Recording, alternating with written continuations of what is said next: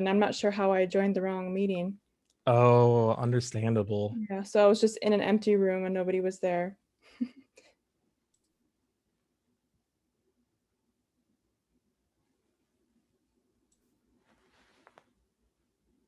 All right, well, we'll start getting set up. I'll just do some of the introductory information. Just wanted to welcome everybody for being here today. And I also wanted to thank the Kenosha Public Library for hosting this event. My name is Kristen. I have a master's degree in library and information studies from UW-Madison. I'm a volunteer at Wisconsin Health Literacy. And today's program is possible from a grant supported by the National Network of Libraries of Medicine and the All of Us research program. Workshop materials were developed by Wisconsin Health Literacy, which is a nonprofit organization based in Madison, Wisconsin. We serve the state on different health education topics. Today, we are going to talk about finding reliable and trustworthy health information online. I'm going to share my screen. Oh, the host needs to enable screen sharing. Thank you.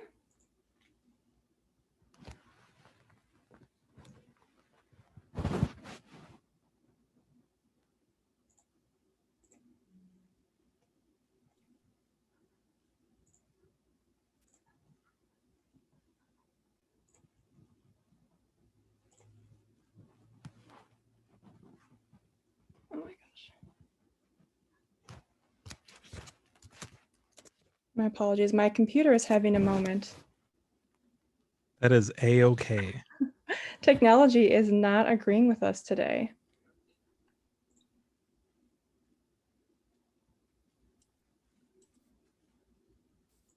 And mine said my internet connection was unstable, which has never happened before. So Oh my gosh. understand. Well, pretty soon we'll get things going and then it'll be smooth sailing, I hope, after that.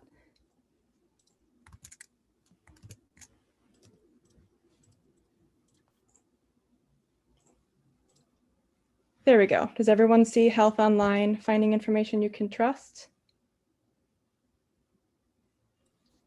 So I see it on my screen, so it should be there for everyone. Okay, perfect. I just wanted to put on the screen that you should have received 2 handouts. If you have not received them, you do not need them to follow along today. I'm just going to show you what they look like. They're for your reference after the presentation. This first handout here has websites that we recommend using to research health information. On the back, there is a checklist that you can use to help evaluate websites. So this will cover some of the skills that we're going to go through today. And the second handout has some highlights from sections of the workshop. And then the back side is the program URL. So if you'd like to look at the presentation slides themselves, that is a public link.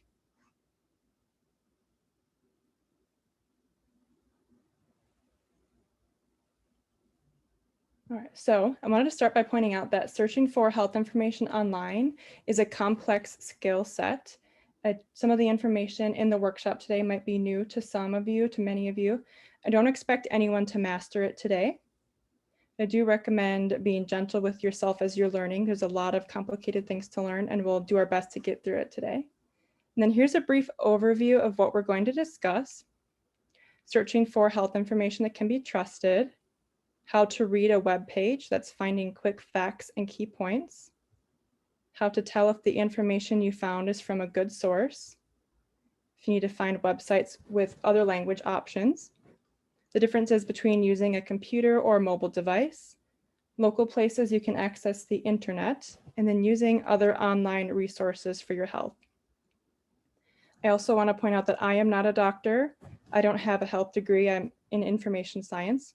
And I also wanted to point out that information you find on any website does not replace the advice of a medical professional. Now, before we get started with the content, I just wanted to cover some common web terms or different technology things you'll need to understand for the presentation today. The first is URL. You can think of this as the address of the website that you're looking at. So on my screen, it's on the top right here. And then search bar. This is where we will be conducting our searches for health information.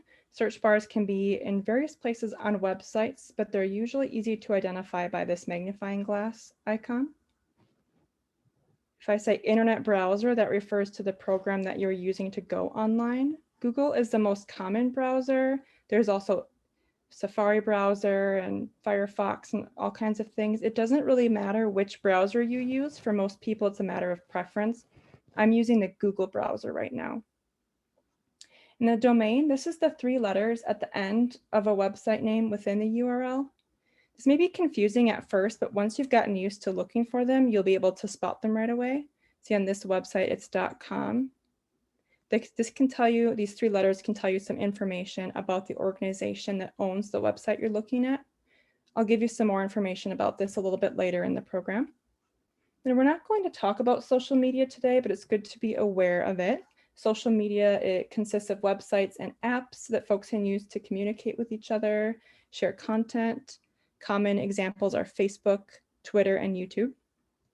Now, scrolling is the act of moving up and down on your screen, doing it here or side to side.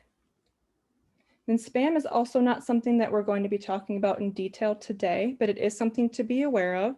So as you're navigating through websites, it's important to be careful of where you click on. So if you click on a link that you don't intend to, you might end up on a website that can download some information onto your computer that can be harmful to yourself, to your privacy, or to your device. And then a hyperlink is text that you can touch or click on that opens a website. You can usually identify it by the text is bold or bigger or underlined. It looks different than the rest of the website. Sometimes it's identified by this little, looks sort of like a chain link. And it might be hard to see on my screen, but this is my cursor or my mouse, and once you move it over the hyperlink, on the bottom left corner of your screen, or sometimes right under your mouse, there's a little preview of the website that you'll be clicking on. This is a great way to be careful as you're navigating the internet and make sure that you know where you're going to go when you click on a hyperlink. And then one more thing that is not on this screen, but is a common point of confusion during the presentation, is the use of tabs. So if you look at the top of my screen above where I have the URL here, I have different websites open, and I can navigate between them by using what are called tabs. And it looks sort of like the tab on a manila envelope. And you can move between them by clicking like this. You can click on the X to get rid of one, or if you would like to open a new one, you can click on the plus. So if I say open a new tab, it means to click on this. And this is how you can keep different websites open for reference as you're navigating online. Does anybody have any questions about the web terms or using the computer today? Okay. And I also forgot to mention that if you do have a question at any point, you can feel free to interrupt, go into the chat, raise your hand or anything, okay?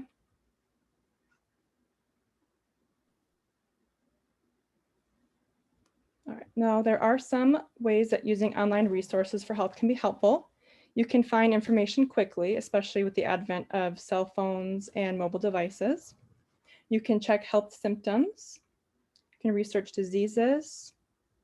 You can communicate with your doctor or nurse. A lot of places in Wisconsin have MyChart, where you can send a message directly to your doctor or nurse. You can look for wellness tips. For example, if you'd like to look up healthy recipes or finding a new exercise routine, something like that. You can also track your health conditions if you have a long-term condition like diabetes that requires management, and a lot more. And we're going to be using search engines today to search for information. Google is the most common search engine. Bing is popular as well. So if folks are not familiar with Google, this is what it looks like. And then Bing is similar, and they essentially function the same way. It's a matter of preference. Google is by far the most popular search engine, so that's what I will be using. You can use whatever search engine you prefer. And I'm not going to go into detail on the in private browsers, but if anybody does have questions about those later, we'll have time at the end of the presentation for questions. So I'm just going to go past that for now. And then we're going to do a little activity. We usually do breakout rooms, but we've got a small group today. So I don't know if folks want to do it individually or if we just want to watch me do the activity and follow along.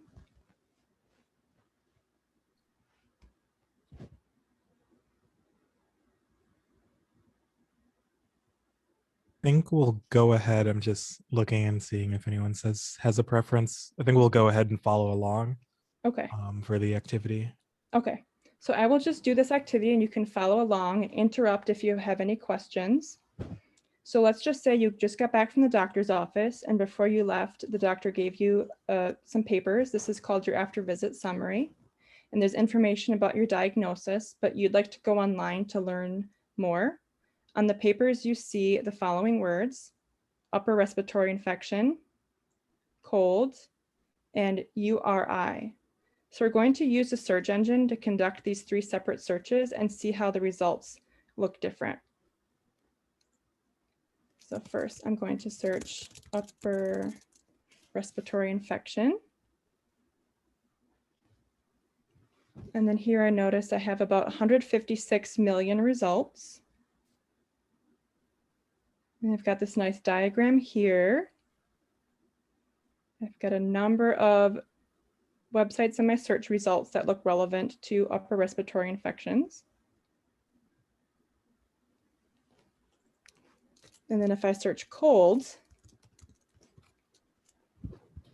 notice I get 8 billion results. I have a lot more results because cold is not necessarily a medical term. It can also mean cold temperature, cold weather. So we have a lot more search results that are less specific to health. However, we do get a lot of information about upper respiratory infections as well. And then if we search URI, which is the medical abbreviation for upper respiratory infection, we get the University of Rhode Island. We get the Uniform Resource Identifier. And in fact, the whole first page of results, there is nothing pertaining to health whatsoever. So here are some tips for doing a search. One is listing multiple symptoms. If you've got more than one thing going on, see, I can show you. If you have headache, you get 187 million results. But if you type in headache and tooth pain, that significantly decreases the number of results that we get, and they're more specific to our search. If you're able to, use a full disease name. If you have an abbreviation like URI, but you don't know what it stands for, you can use Google to find out by typing URI medical. And there you can see it stands for upper respiratory infection. It might be helpful to be sex or gender specific. For example, if you're searching for abdominal pain, you might get different results for if you search male abdominal pain versus female abdominal pain. It may be helpful to be age specific. For example, a common example is, at what temperature do you bring an infant to the hospital versus at what temperature does an adult need to go to the hospital? And if possible, as I mentioned before, limit the use of abbreviations. Being more specific can get better results with Google. Now I'm going to review how to read a web page. So there is a way that once you have looked at your search results and you've clicked on a web page, to determine if the page you're looking at is relevant and a page you would like to investigate and see if it has good content. I don't typically use scanning. I'm a bit more of an anxious person, but this is a way that you can save time. So when you're looking at a website, it might be hard to see my diagram here on the page, but basically what it's saying is the main content on a website is just right front and center. So take a look there and look at the big bold words, read from left to right, and look around to see if there's any content on this page relevant to whatever it was that you searched. You can use the toolbar and top menu bar to navigate through topics. And when I say menu bar, I'm referring to up here where you can move your little mouse or cursor over the menu, and then other options come up underneath. Some websites have them on the top, some have them on the side, some have them in both places. Then read content before clicking on a hyperlink like I explained before. And then to go back to the search results for a moment here, I have noticed that there is a tendency for people to click on the first 2 results without looking at the rest of the results here. But something I'd like to point out is that some websites or organizations can pay money to be at the top of search results. So the order in which you find your results doesn't necessarily indicate the relevance or the importance or the best content on a website. You really need to be careful and look through the search results. Here we have a preview for each single website. We have a little preview of the URL, some information about the title of the web page, and then there's a brief description here about the content on the web page. So I recommend reading through at least the first page before deciding which website to click on. And then once you've clicked on a website, you can use these scanning techniques to determine which website you'd like to stay on. So once you've found a website that you'd like to stay on, there are some techniques that you can use to determine whether the information on that website is reliable health information.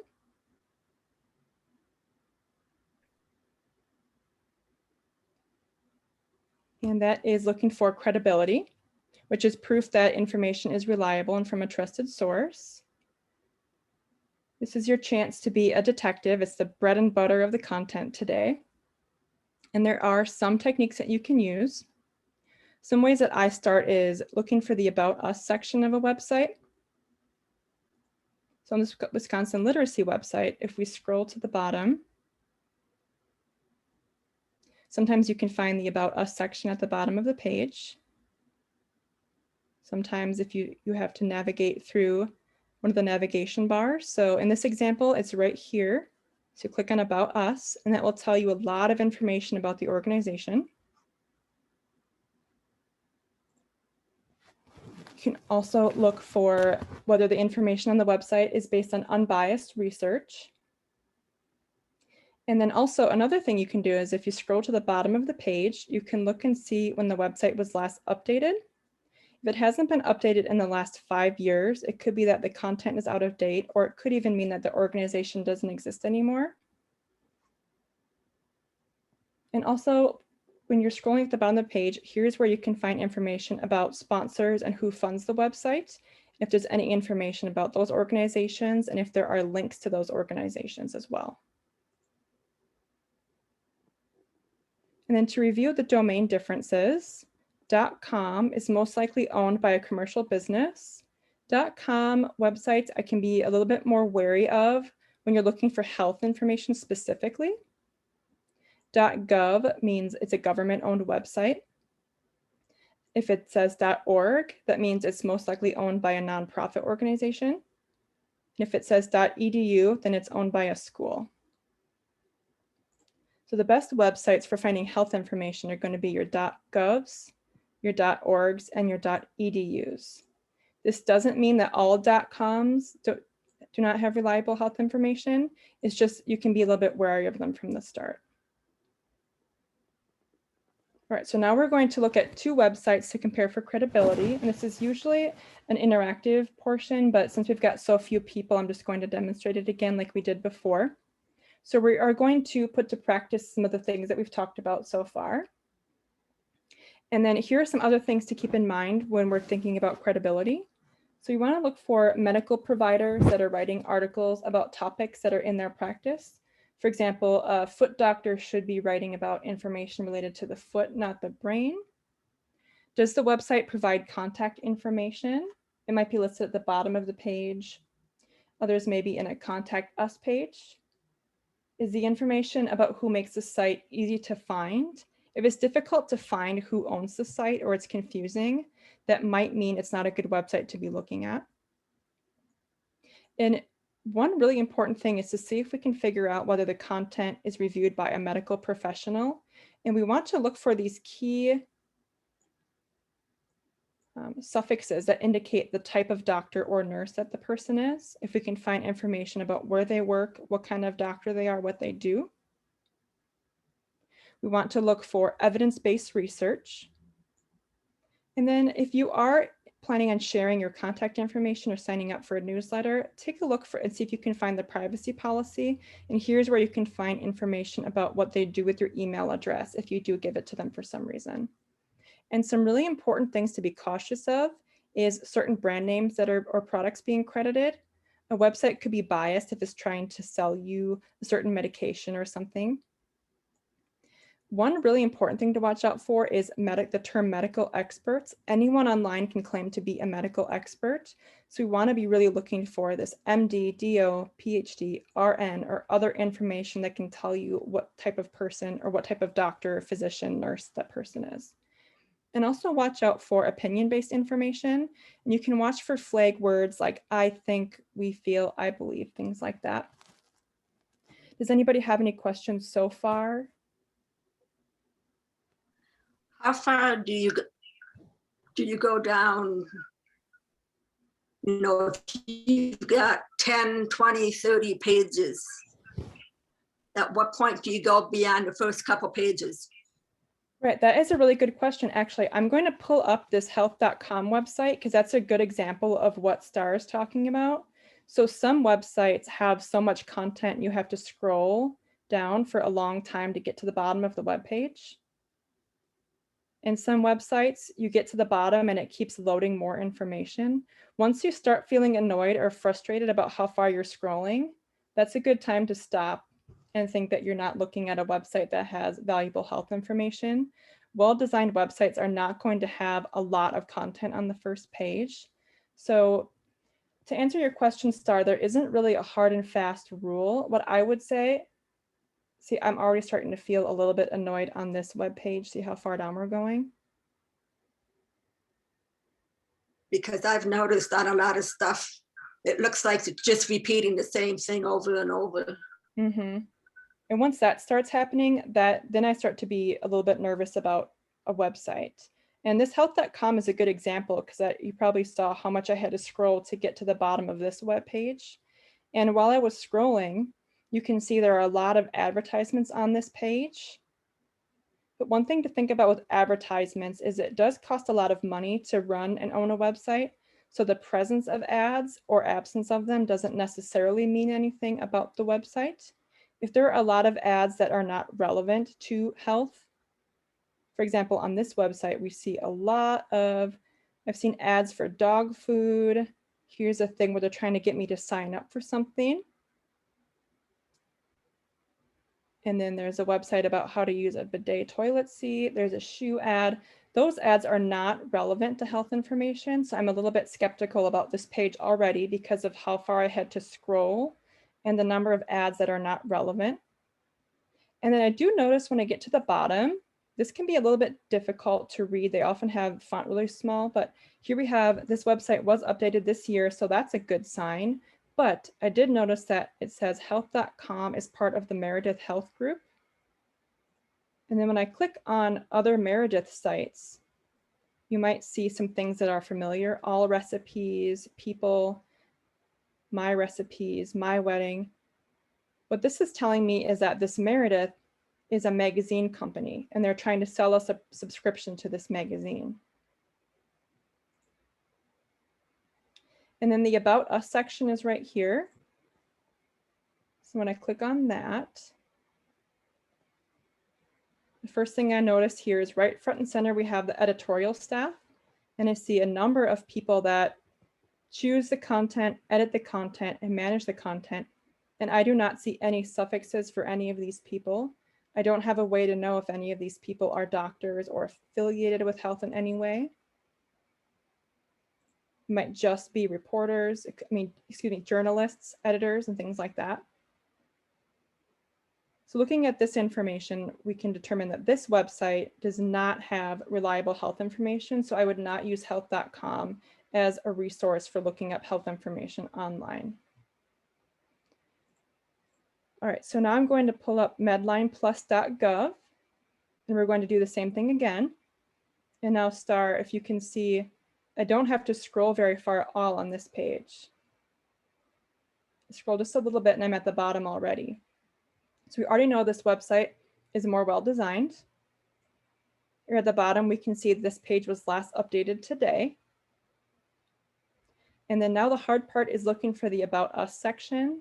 And now this is where I say it's important to be gentle with yourself when you're new to this, because it can be difficult to find information, as we've got various places to navigate through to find the About Us section. But one thing I like about this website is the About Medline Plus is right on the top, so it's easy to get to. And they're very straightforward about how they gather the information and who edits it. And here's some information about the director of the National Libraries of Medicine. And then on the bottom here, on the other page, we saw information about Meredith Health Group, which was telling us it was a magazine. Well, down here we see that the National Library of Medicine is a sponsor of that website. And the National Library of Medicine is a group of librarians whose main purpose is health information. So we have a lot of things telling us that this website gives us reliable health information. And in fact, this website is on the list of recommended resources that I will leave you with today that you can use to find health information. Does anyone have questions about either of those websites or determining credibility from what we just did?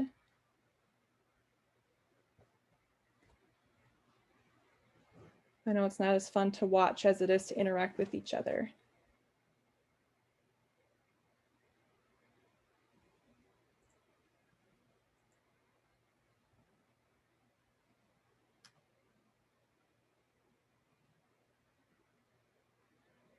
Okay.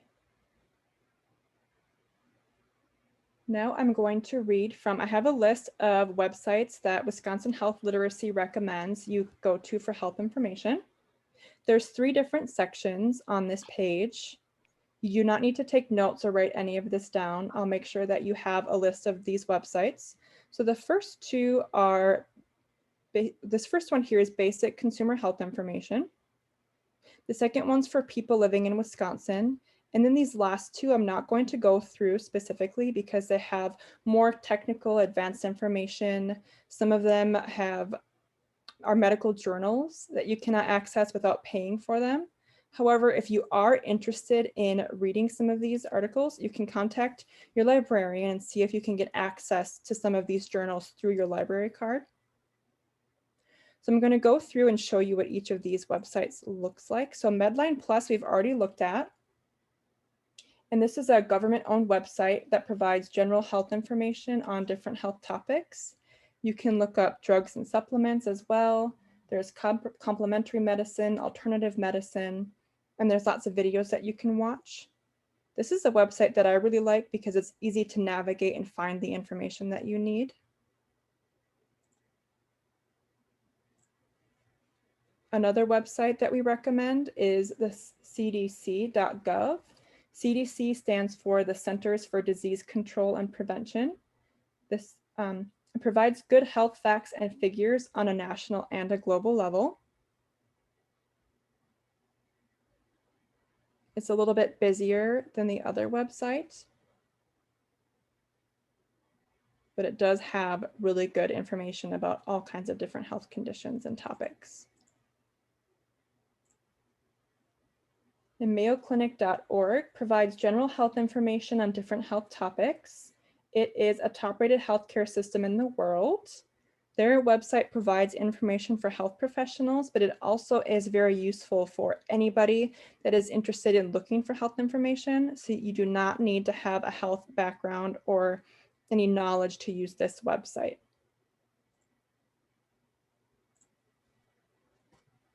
So healthline.com.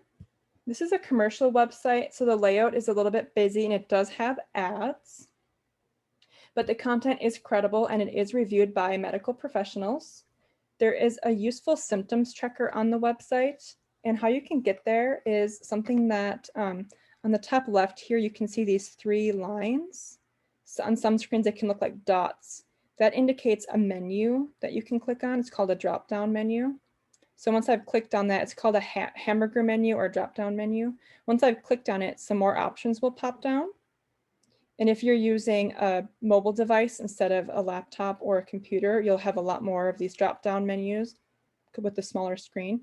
But the symptom checker is right here. And this is something that I really like because you can search your symptoms and find articles that the doctors that edit this magazine, or excuse me, this website have researched and can find information about the symptoms that you're having. Then healthcare.gov This is a website you can go to sign up for health insurance through the marketplace. Medicare.gov, this is the official website for Medicare health insurance. This is useful for anyone in the United States that has Medicare insurance. You can find information on this website about what's covered by your specific plan. You can look up information about medications, different health conditions.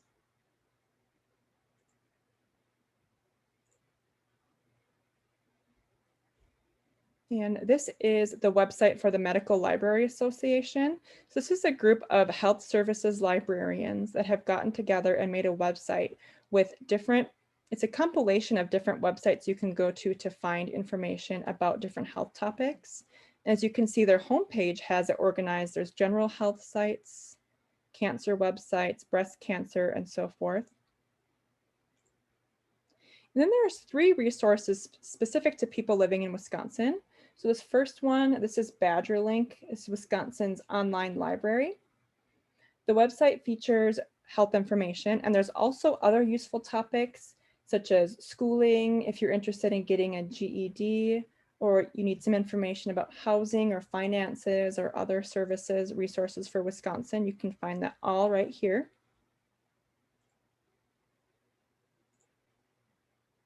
The second one is a website for people living in Wisconsin with Medicaid health insurance. So this website has information about signing up for Medicaid, what's covered by your plan, and there's also a lot of different health topics. You can research different health conditions here as well. And then again, we're not going to go through these other websites, but they're here for your reference in case you are ever interested in looking at more complicated or advanced terminology, or if you're interested in going into the health field later. These are some good resources for you. And then people often ask about Wikipedia. So I'd like to talk about that for a minute. It is a useful resource. A lot of people, it's a very common resource because it's a free encyclopedia that's online, available for anybody to use. And it is a good place to get a general idea about just about anything, but I would be cautious about using it for finding health information for yourself. And the reason for this is that Wikipedia can be edited by virtually anybody at any time, and there is not a way to know whether the article that you're looking at has outdated, misleading, or incorrect information. So you can go there to get a general idea about a topic, but I would not do health-related research on there.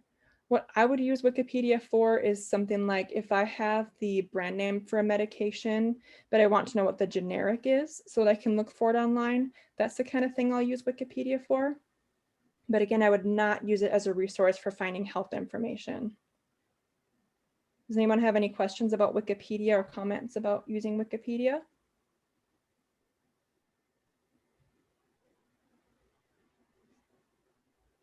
Okay, then we have a couple websites that you can use to search for recommendations. This can be for if you're looking for a new doctor, a new caregiver, you'd like some information about a new health insurance plan or some other service. Here are 2 websites that you can use. The first is healthgrades.com. And here you can look up different types of doctors in your area, hospitals and things like that. The only downside to this website is that if your provider has recently moved, it might not be updated immediately on the website. And then the other one is care.com, which is a really good resource. You can find home care, child care, home cleaning.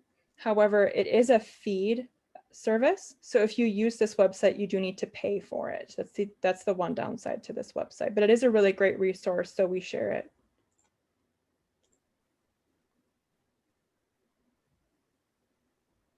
All right, so now we're going to talk about evaluating a website. This is similar to what we did checking for credibility, but we're going to ask more questions, delve a little bit deeper, and we're going to get some more practice. So here are some things to think about while you're looking at a website. So again, this is once you have searched in Google, you've clicked on a website, you've, I'm having trouble with words today. You've briefly looked at the website and determined that you want to stay there and review and see if it has reliable health information. Here are some other techniques you can use to research the website. Some things to think about is who is providing the information on the website? Why did they create the website? Who is the website for? Like, who is the intended audience? Do they want anything from you? For example, like when we were looking at health.com and they kept trying to get me to sign up for their service. Is it possible to find out where the facts and figures come from on the website? Are they asking for your personal information? And if so, what will they do with it? Who is paying for the website? And is the information up to date? So these are some things to think about. And again, you do not need to take notes. This is all in those handouts that I shared at the beginning. If you do not have those, we'll make sure you get those resources. And what we're going to do is look at familydoctor.org.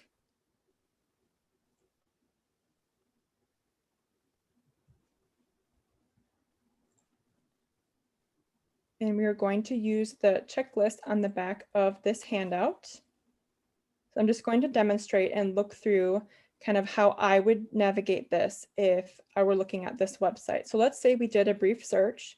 We clicked on this website from our Google results, and now we want to find out some more information about the website. So the first thing I usually do, as I've mentioned before, is scroll down to the bottom and see if we can find information about how recently the website was last updated, or information about who owns the website, who pays for it, who runs it. So at the bottom of the website here, on this website, it's kind of hard to see because the contrast is off, but it does say 2021 is when this website was last updated. And then it is powered by the American Academy of Family Physicians. And then there is a link here where we can see more information about the American Academy of Family Physicians. And if you look around on this website, you'll discover that this organization is the overseeing body for the family medicine practice. They create the medical journal, they do all of the research, and they make decisions about the family medicine practice. So already I have a good feeling about this website because it is organized by this massive group of physicians throughout the country. And then at the bottom of this website is the About Us section. So if I click on About, there's a lot of information here about the American Academy of Family Physicians.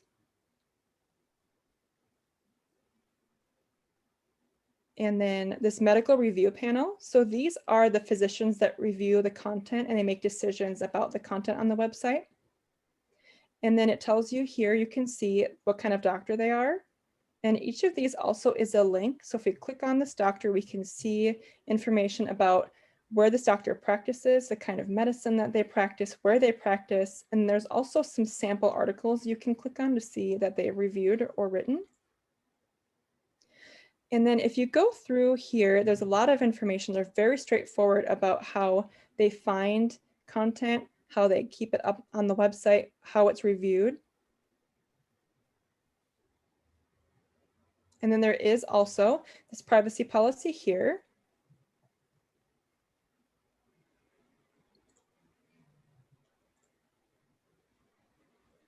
So this website is very straightforward about their editing process, and everything is reviewed by medical professionals. So I would give this website a thumbs up. Does anyone have questions about this website or navigating menus or anything like that? Because what is a bit confusing sometimes, as I mentioned before, on this website, we have a left navigation bar and a top navigation bar, and that can make it a little bit more complicated to find things. And I know it's harder to learn when I'm demonstrating than when you're doing it yourself, but.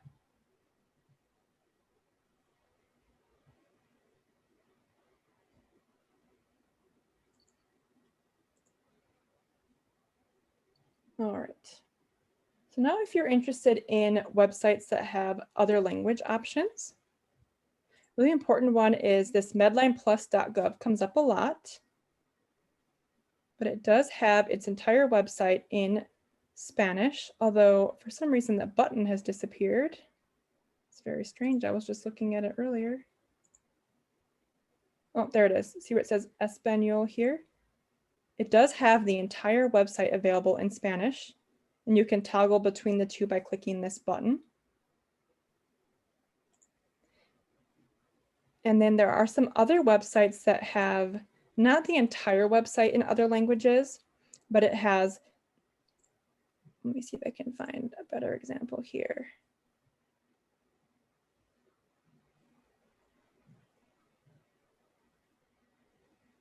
Gosh, some of these websites changed very recently.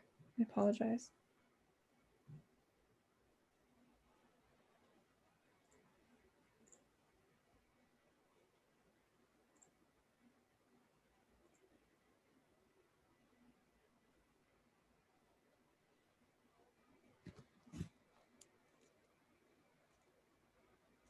Oh, I think in the very top right, there was something that was Espanol. Yes, but what I was looking for is these were links to the pages that had lists of all the different languages that they offered, and I don't know where they went. I was just looking at this earlier today, so I don't understand how all 4 of them could have changed. That's very strange.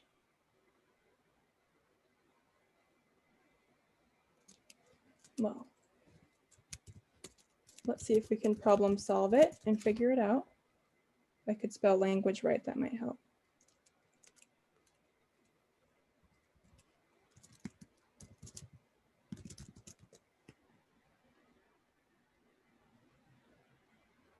Oh wait, in the top right again, there was in other languages on the previous screen.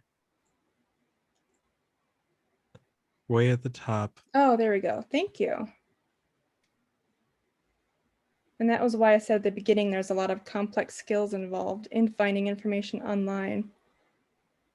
But here's an example of what I was meaning to show you is the different language options that they just have different specific articles in different languages rather than the entire website.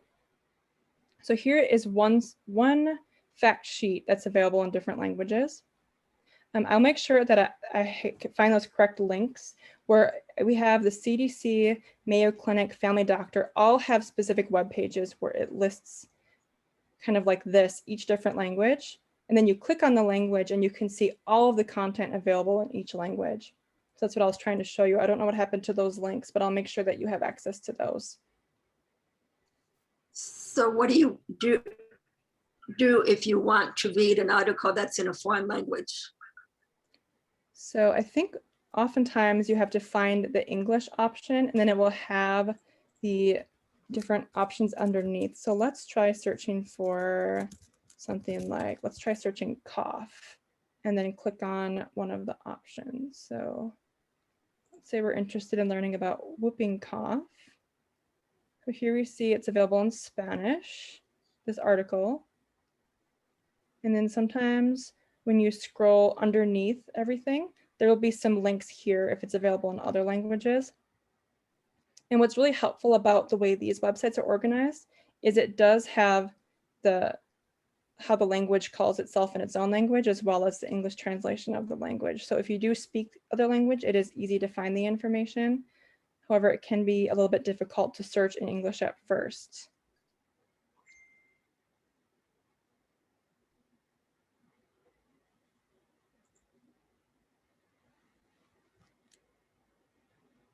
Okay, so I'm going to briefly talk about the differences between using a computer or mobile device. So the main difference really is the screen size. So if you have a phone or an iPad or a smaller screen, you have less visuals or texts.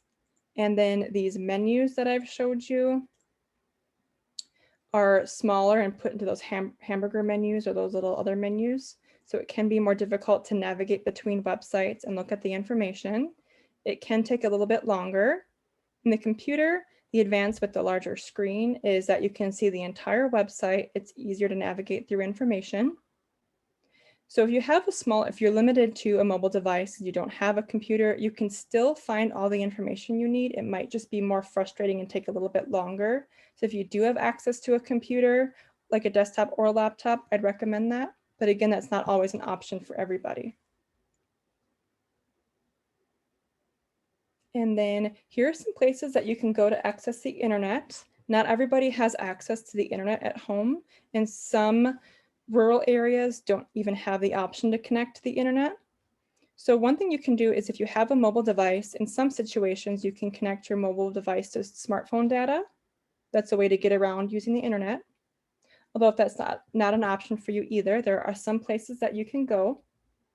So libraries are good resources. Some libraries have what's called a hotspot that you can check out. This is a device, it just needs a plug-in to electricity and it makes a little Wi-Fi connection at home. So that's a free option. Not all libraries have these though, so I would call or email ahead of time to ask. Libraries, also during the pandemic, this might not be an option, but you can bring your device to a library and connect to the Wi-Fi for free. Some libraries have devices you can use in the library, like a computer or an iPad. And some libraries even have the option of checking out iPads or devices that you can bring home to use. Another option that might not be during the pandemic, but are hospitals. And you can go to a waiting room and use the internet for free there. Some hospitals have computers in waiting rooms that you can use to go and search for health information online. And some larger hospitals like UW Hospital in Madison actually has a library inside it where a health services librarian works. And that is a resource. You can call them, email them, visit them, and they can help guide you through and navigating different health topics. And other places you can go to use the internet, again, during the pandemic, you should call ahead of time and see if it's an option, but county health departments, community centers, senior centers. If you are a student, you might have the option of checking out devices like a computer, a laptop, or a hotspot. And then one thing people often ask about is if you have one of those artificial intelligence speakers like Siri or Alexa or Google Assistant. These are really great resources to have, but I would not recommend using them to search for health information. And the reason for that is you do not have a way to evaluate the website that the speaker is using to see if they are using reliable health information.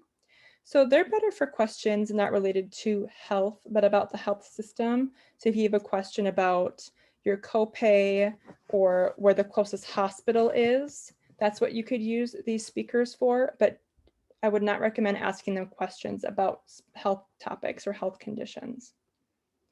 And then health portals. Folks here in Wisconsin may have heard of MyChart, which I believe is affiliated with healthcare providers that use the Epic software. And this is where you can communicate with your doctor online.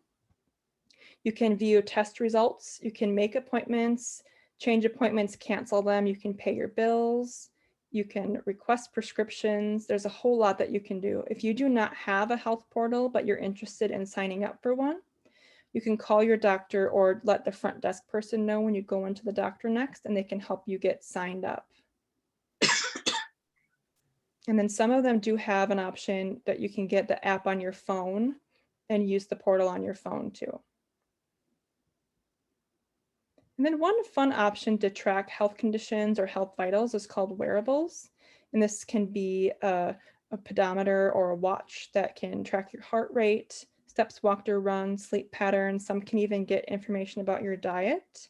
And one new thing that's coming up is in some instances, and you can check with your doctor about this, is you can connect your wearable with your health portal. So if you have a long-term condition such as diabetes or heart disease, you can send information about your health vitals like your heart rate or your blood sugar directly to your doctor via this MyChart.